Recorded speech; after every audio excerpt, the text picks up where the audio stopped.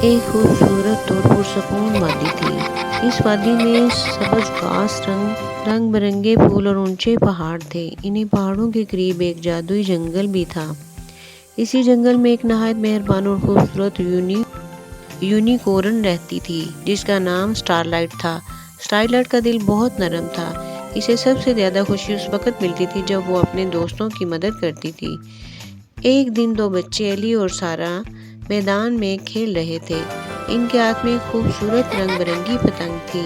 وہ چاہتے تھے کہ ان کی پتنگ آسمان میں بہت اونچی اڑے۔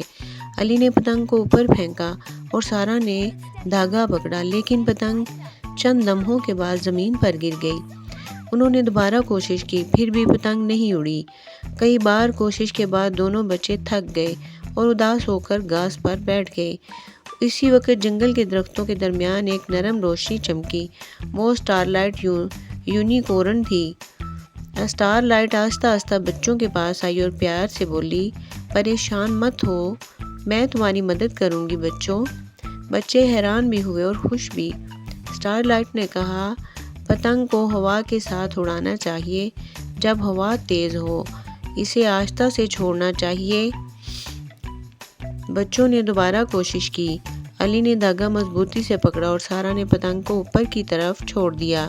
اچانک ہوا چلی اور پتنگ آسمان سے اوپر اٹھنے لگی۔ پتنگ اتنی اونچی اڑی کہ وہ نیلے آسمان میں ایک چھوٹا سا رنگین نقطہ بن گئی۔ علی اور سارا خوشی سے تالیاں بجانے لگی۔ انہوں نے سٹار لائٹ کا شکریہ ادا کیا۔ سٹار لائٹ مسکرا کر بولی، جب ہم ایک دوسرے کی مدد کرتے ہیں تو مشکل کام بھی آسان ہو جاتے ہیں۔ یہ کہہ کر وہ آہستہ آہستہ جنگل کی طرف واپس چلی گئی اور بچے خوشی خوشی اپنی پتنگ اڑا رہے تھے۔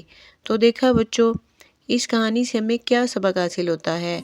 دوسروں کی مدد کرنا بہت اچھی بات ہے۔ اس سے اللہ تعالیٰ بھی خوش ہوتا ہے۔ دوسروں کی مدد ضرور کرنی چاہیے۔ تو بچوں، کیسی لگی آپ کو سٹوری؟ اگر اچھی لگی تو ہمارے چینل کو لائک کیجیے، سبسکرائب کیجیے۔ Story with moral in Urdu.